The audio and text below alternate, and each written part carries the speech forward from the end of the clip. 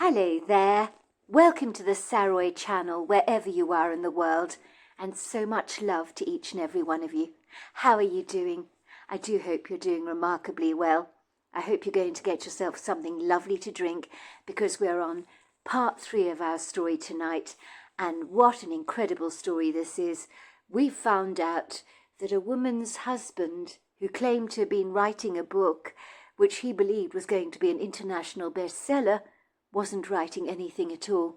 Instead, he was literally engaged to so many women and having so many affairs behind his wife's back.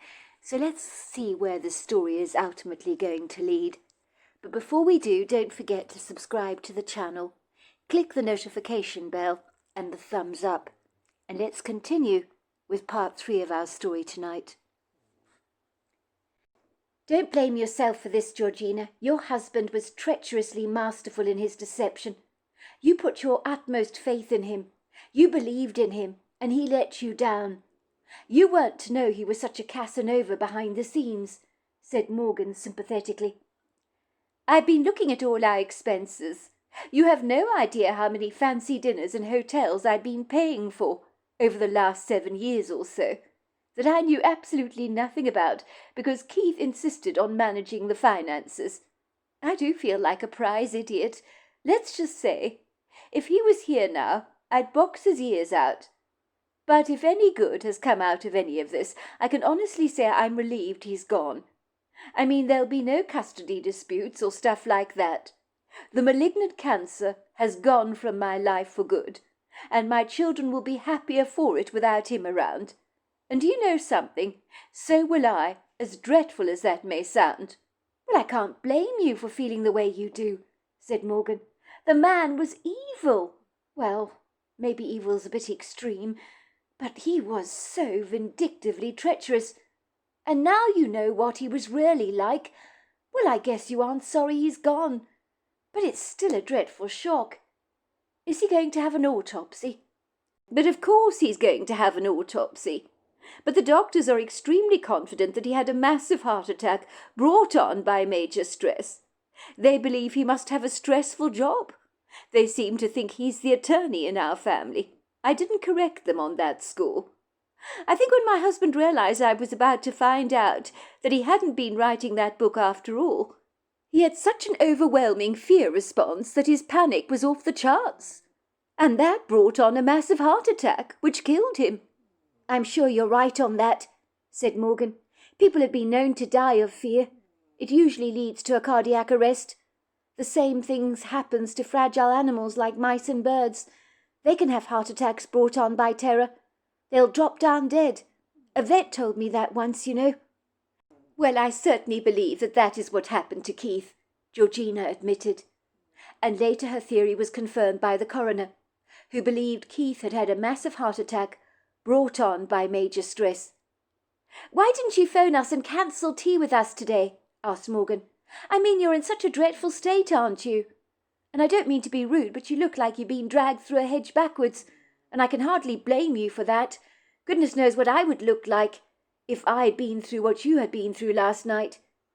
If we'd known all this, we wouldn't have expected you to come here today. But I wanted to come here today, to join the two of you for tea, as I always do every Wednesday. I didn't want to change the habits of a lifetime, did I? Besides, the two of you are very dear to me. You're like the sisters I never had. And I wanted to share everything that happened with the both of you. And also to tell you that I should have listened to you both a long time ago, because maybe things would be very different in my life if I had done so. You were both right on the money about Keith. In the weeks and months that followed, life returned to its regular pace, but it would seem both Morgan and Fern had been rather shaken up about what had happened to Georgina. They couldn't believe the extent of her husband's betrayal, which had given them both pause for thought. One day over tea again at Morgan's house, Fern arrived at the house looking slightly dishevelled. The women all knew each other well enough to know if one of them was below par, and this morning Fern was not behaving like her usual cheerful self. She looked somewhat preoccupied and troubled, as if something was weighing heavily on her mind. Fern was opening up a Tupperware container and taking out large slices of cheesecake that she had baked the previous night, which she placed onto plates, while Morgan got the kettle on to prepare some coffee for the woman. "Fern, I have to say, these cheesecakes look absolutely delicious. You are the most marvellous baker. You really are going to have to give me some pointers, because I could never make anything like this," said Georgina approvingly. She gave Morgan's a sideways glance. It was in that glance they were both saying to each other, "What's up with Fern?" Morgan finally expressed her concern, as she could feel the tension in the room was pronounced, rather like a freezing cold chill in the air, and it absolutely needed to be addressed. Fern was trying to busy herself with the cheesecakes by way of keeping herself busily distracted. She looked utterly miserable, as if she'd been privy to some very bad news. Morgan privately wondered to herself if someone Fern cared about deeply had just suddenly passed away. Could that be why their friend looked so melancholic?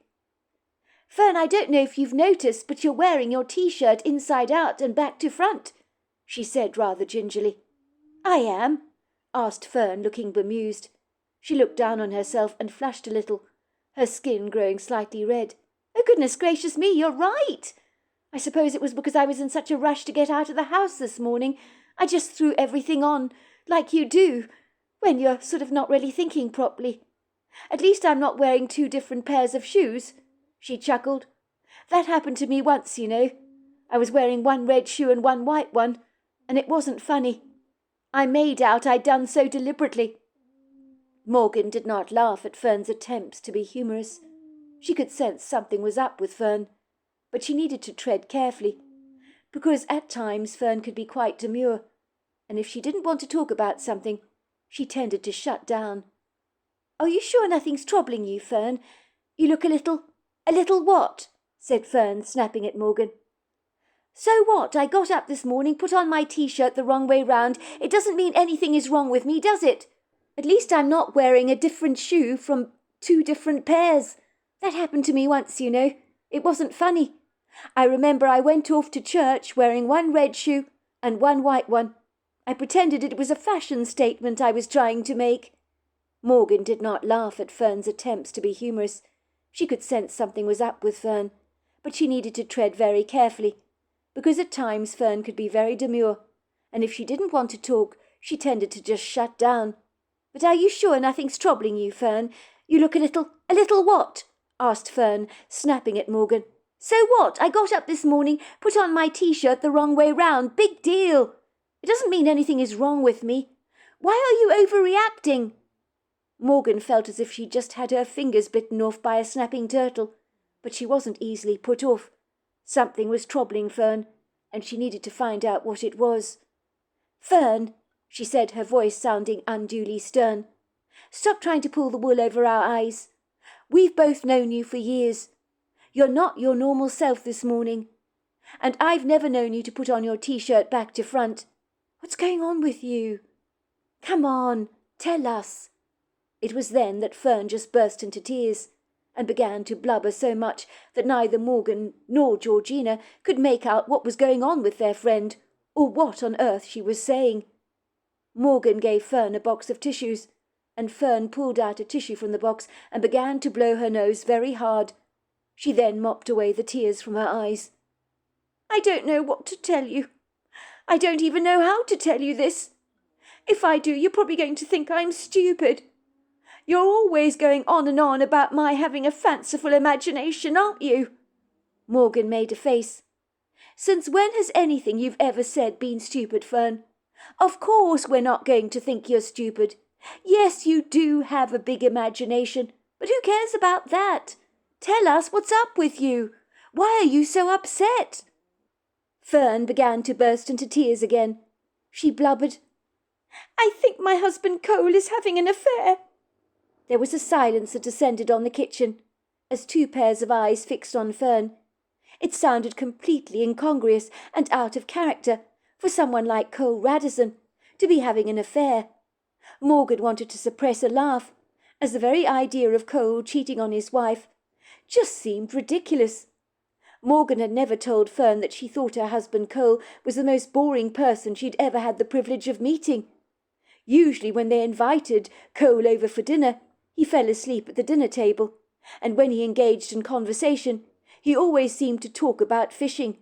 He was a level-headed guy, to be sure, who lived his life by structured routines, and he worked in IT, doing what seemed to be a rather drudgerous job that he found interesting. Certainly he didn't seem the type who'd want to cheat on his wife. Indeed, if you were to make a list of the most unlikely men to cheat on their wives, Cole Radisson would likely be on top of the list. Morgan knew that she shouldn't be so quick to jump to conclusions because of what had happened to Georgina. Yet when it had come to Georgina, she'd always known deep down in her gut that her husband Keith was a rat. But when it came to Cole Radisson, she couldn't imagine any drama being attached to his name. So Fern's bold proclamations that her husband Cole could potentially be cheating on her had come as quite a startling surprise. Morgan briefly glanced at Georgina, who looked bemused by what she was hearing. She opened and closed her mouth like a startled goldfish, and no words came out. "Look," said Morgan, seizing the silence with a somewhat confident swagger. "I'm sorry. I have to say this, Fern, but there is no way on God's earth that Cole is cheating on you. I've known him for many years, and I assure you he's not the type." "How can you say that, Morgan? You don't know my husband like I do," said Fern defensively. "All right, then what makes you believe Cole is cheating on you?" asked Morgan. "Well, I was looking for my dark glasses in his car. I thought I might have dropped them there. And that was when under the passenger side seat I found a woman's dangling earring that does not belong to me. Now how do you explain that one?" "Let's get this right. You found an earring," said Morgan, "under your husband's car seat, and you think that means that Cole is cheating on you. It's not exactly a whopping amount of evidence to use against him, is it? Did you actually confront him about the earring you found? I hope you did." "Of course I did. And for your information, I found the earring under the passenger side seat, not my husband's seat. But I asked him if he was having an affair, and guess what? He laughed at me. He thought it was so funny. I showed him the dangling earring I'd found, and he said that he had seen it, it looked familiar, and he told me it probably belonged to a woman he'd given a lift home from work, and that maybe the earring had come off her ear. He said she'd been playing with her earring on the way to her house, when they'd been talking about stuff as you do. He told me the woman's car was in for a servicing, and she'd asked him for a lift. But I think she had strategic designs on my husband, because she invited him in to have a coffee with her when he dropped her off. She's young, pretty, and single, and I think she was making a play for Cole." "Even if she was making a play towards your husband, it doesn't mean he responded. And your husband's story sounds plausible enough. He took a woman home from work whose car was in for servicing, and he was kindly dropping her off at her home. You found the earring under the passenger side seat. I mean, an earring can come off your ear pretty easily, I suspect. Why should you doubt your husband's story? He told you he innocently dropped her off at her house, and she invited him in for a coffee. So he was very upfront about it all to you. If he had anything to hide, he would have been in denial, wouldn't he? But he gave you what I believe was a very reasonable explanation as to why the earring was under the seat in the first place. It doesn't sound duplicitous to me at all." "I'm not going to take his word for it," said Fern. "I think he could potentially be having an affair with this woman. She probably made a play on him. He said he never accepted her invitation for coffee, but what if he's lying to me? Her name's Julianne Sawyer, and with a name like that, she's got to be absolutely gorgeous." "Look, I don't want to disagree with you, Fern," said Morgan, "but I think you're making a mountain out of a molehill here, over nothing at all. As for Julianne Sawyer, whoever she is, being gorgeous, as you say, I'm sorry, but good looks dissolve the moment a person opens their mouth, because if they're not likeable, no matter how attractive they are, it counts for nothing, because looks rarely are only skin deep. And I'd have thought you would realise that. Besides anything else, you're a very beautiful woman, Fern. So don't put yourself down or compare yourself with other people.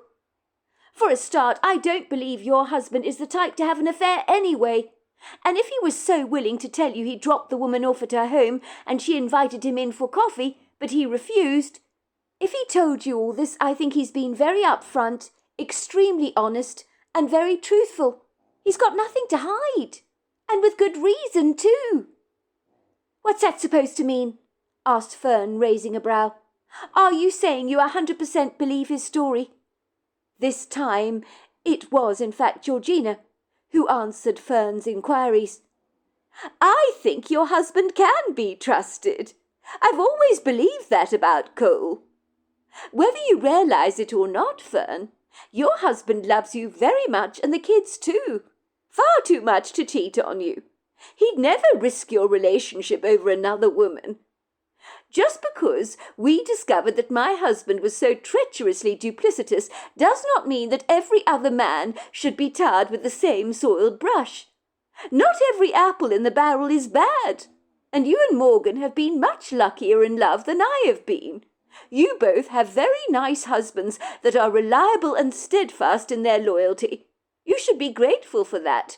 You shouldn't be going looking for a speck of dust on a clean surface for nothing. You're reading far too much into this, Fern, because yes, you do have an overactive imagination, which isn't serving you right now." "You think my husband is loyal, do you?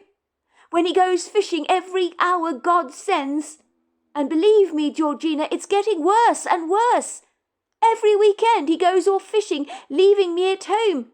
And I've noticed he's spent much more time at the cabin since I found that earring under the passenger side seat belonging to this Julianne Sawyer, which I find very, very suspicious. I mean, think about it. Really think about it. If he's having an affair with this Julianne woman, he could be entertaining her at the cabin. And I wouldn't know a dicky bird about it, would I? I don't trust this Julianne woman. She invited my husband in for a coffee that day he lifted her home. She didn't bother to get an Uber, and you have to ask yourself why. Maybe she's had designs on my husband all along. I know that Cole goes to our cabin that we have in the woods, where there's a stream where he can go fishing. But recently he hasn't missed a single weekend. What if he's taking Julianne Sawyer, who dropped that earring in his car on a romantic trip to the cabin? He could be having a steamy affair with her. And then I wouldn't know anything about it, would I?" "You're very right. He is having a steamy affair," chuckled Georgina. "Oh, so you think this is a joke, do you, Georgina? I didn't laugh when I found out about your husband's infidelity. I actually felt sorry for you. But you can't extend me the same favour, can you? It's all just a great big joke to you, isn't it? But guess what? I'm not laughing." "Oh, don't overreact, Fern. You take things far too seriously. Relax, will you? I'm saying is that I genuinely believe that, yes, your husband is having a steamy affair, but not with this woman Julianne Sawyer or whatever her name is. I think your husband is having an affair with his fishing rod, that's all." "Ha, ha, ha, that's very funny," said Fern sarcastically. "Why aren't you taking me seriously, Georgina? You think this is all a great big joke, don't you? Don't you care how I feel about this?" "Because I'm sorry, Fern. The idea that Cole could be having an affair is nonsensical to me. I don't think he'd have the energy for one besides anything else. When he comes to dinner with us, he's always falling asleep at the table. I doubt he could manage an affair on top of you as well." "He works hard, he gets tired, but it doesn't mean he's not capable of having an affair. Why is the idea so preposterous to you, Georgina? I'll have you know Cole is a very good-looking man, and I'm sure many women in the workplace fancy him rotten. I don't dispute your husband Cole is very attractive. Of course he is. And maybe there are women out there, like this Julianne Sawyer woman, who find him irresistibly attractive. But hopefully those women appreciate that he's a married man. What you fail to realise, Fern, is that your husband is always talking about fishing. He loves the sport. I'm sure he innocently goes away most weekends to your family cabin because he needs an escapism from the drudgery of work. I can't imagine working in IT is riveting for anyone. He's passionate about fishing, And there's nothing wrong with that. Many men enjoy going fishing, or they enjoy golf or something like that. It's a way of letting them, well, get rid of some of the stress of their day, unwind and relax. And that's all that's going on here. Do I think it's horrible that your husband insists on going on these fishing trips so that you and the children are left to your own devices at home? Absolutely. He should certainly make an effort to spend more time with you all. But some men get addicted to some of the extracurricular activities they engage in, especially if they do happen to have a stressful job.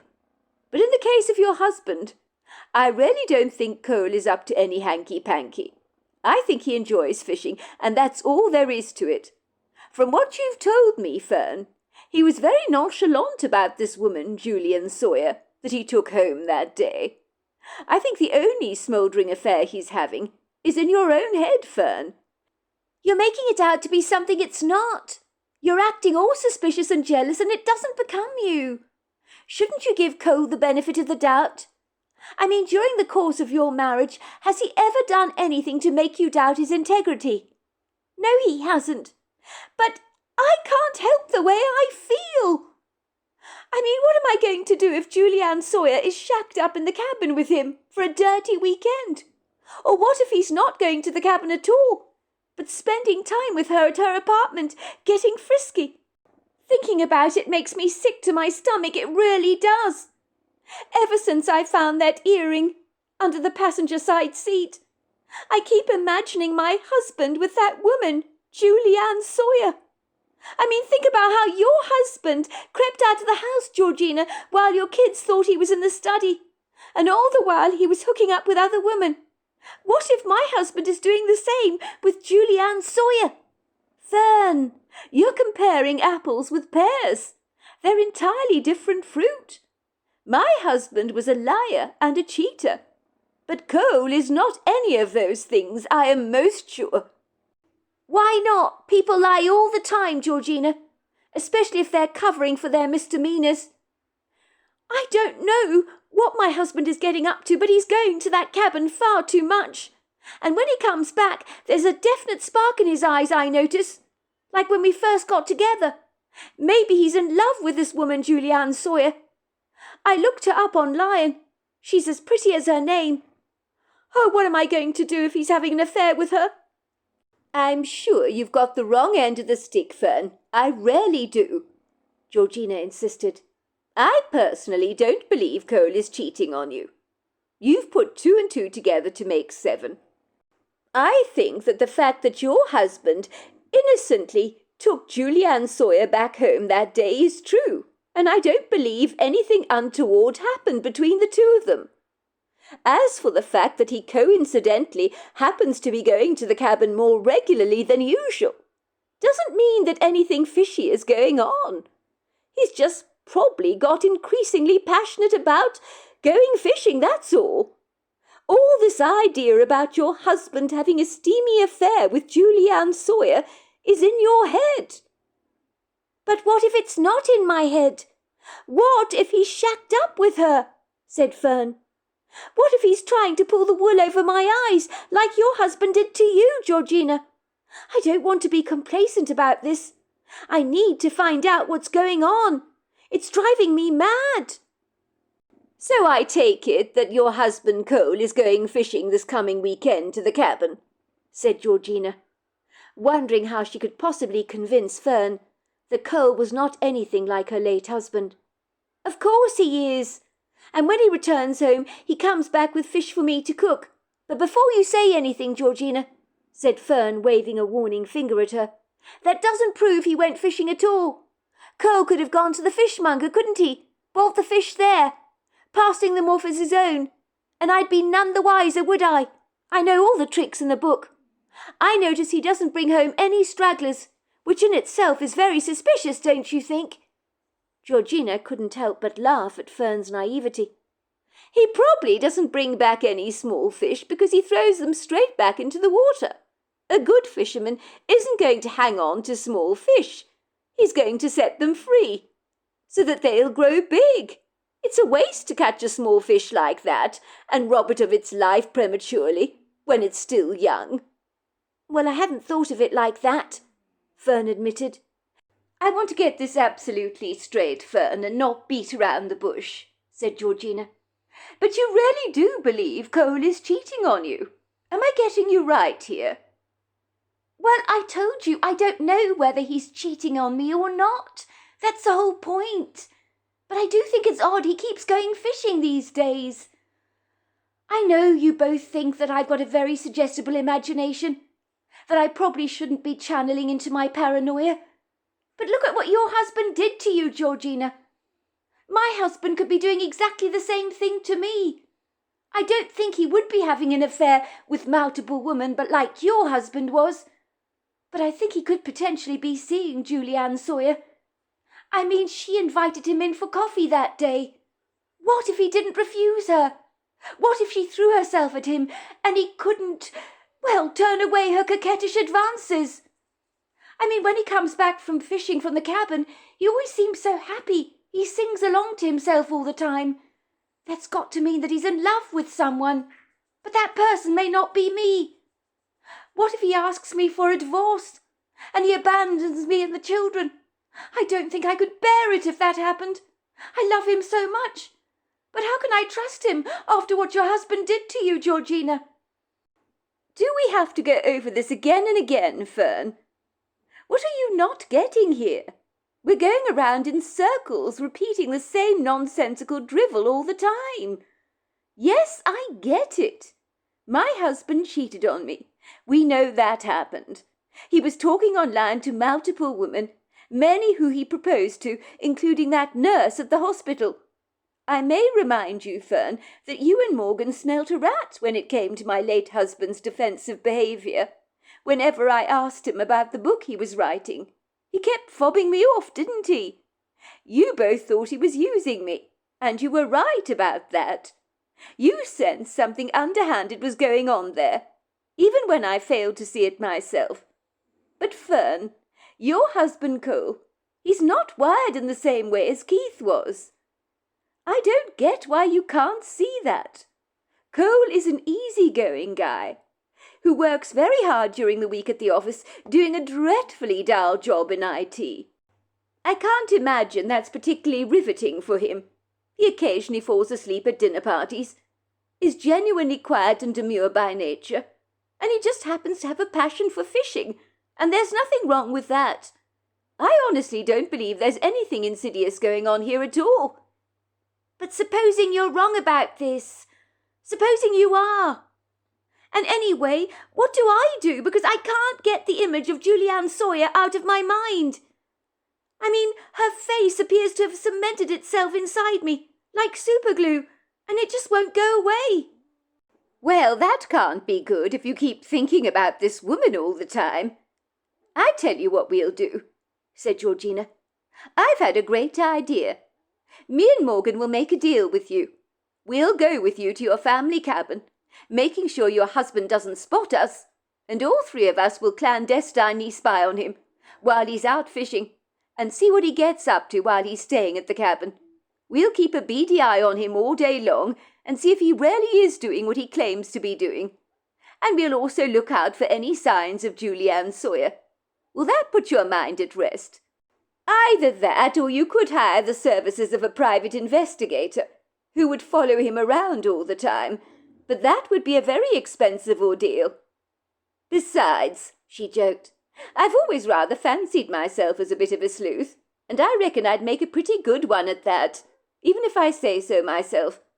I also think Morgan over here is pretty shrewd, so the three of us can get some answers for you this weekend, and finally put that suggestible imagination of yours to rest, as right now it's running rings around you and causing you undue stress.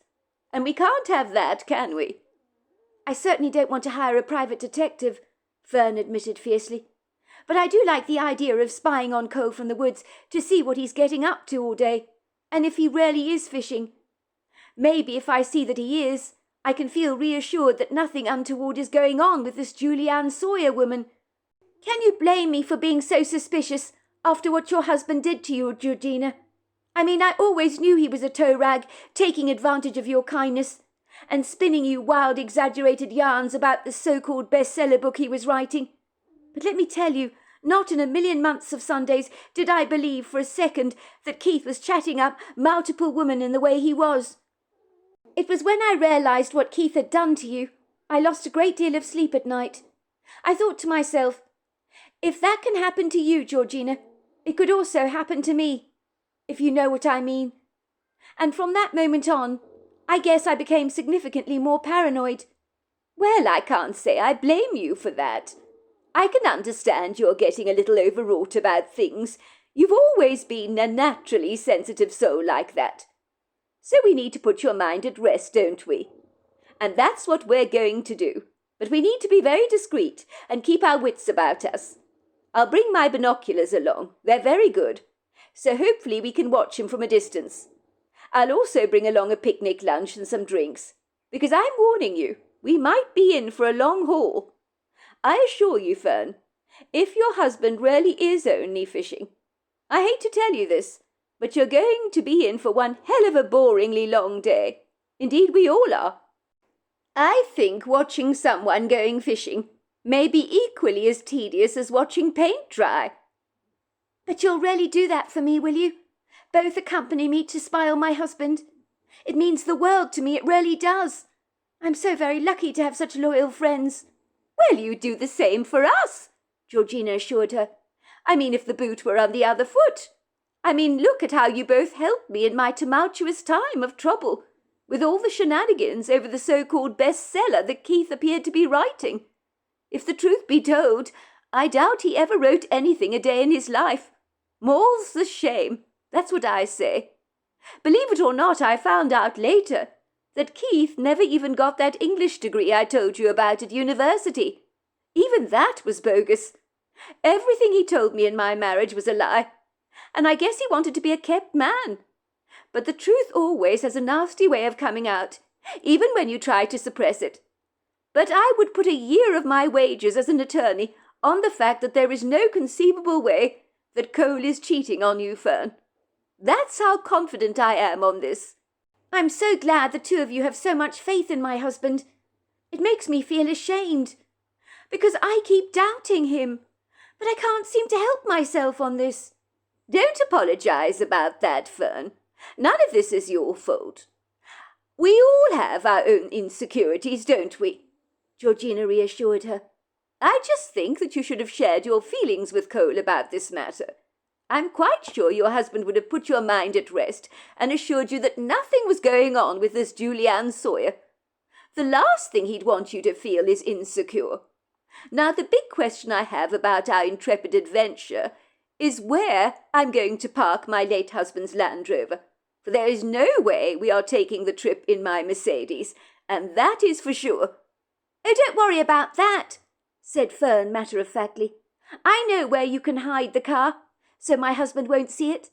There's a very old logging road behind the wood grove, and if we take the trail through the trees, it leads to our family cabin, which overlooks the lake, and the fishing pier, of course, where my husband goes fishing. The wooded area, you'll be glad to know, is part of our family's property, so we won't be trespassing on private land. If there's a woman around spending time with your husband, Fern, Georgina teased, we'll know about it pretty soon, because after our sleuthing this weekend, we're going to find the answers we seek. When Fern had left Morgan's house after enjoying coffee and cheesecake with her friends, she really looked like a new woman. Her puffy red eyes were now clear and bright. She had put her T-shirt on the right way again, so she looked all the more well put together. When she had arrived at Morgan's house for tea that morning, she had almost felt as if the entire world was weighing down heavily on her narrow shoulders, as a little voice in her head kept taunting her and whispering, "He's cheating on you, but you're too stupid to realize it. You're being taken for a prize mug, just like Georgina was. Do you really honestly believe that the earring you found under Cole's car's passenger side seat was so innocent? I mean, how did it get there? And how do you know Cole isn't making excuses for himself? How do you know he's not doing the unthinkable with Julianne Sawyer?" Fern shuddered as she thought about Julianne Sawyer's name. She already hated this woman, even though they'd never ever met.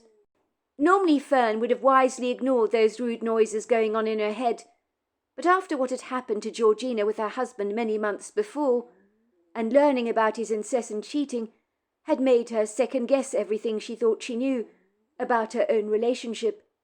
She had become unduly guarded of late, for she would never allow what happened to Georgina to happen to her. No man was ever going to take her for a fool. Many women might ignore an earring they found lying under the passenger-side seat of their husband's car, and not take it too seriously. But Fern had decided that she would go through her life with her eyes wide open, and if something was remotely amiss, as far as she was concerned, it definitely warranted investigation. Too many women gave their husbands the benefit of the doubt, but Fern wasn't prepared to do that, for finding the mystery earring had been exceedingly distressing for her.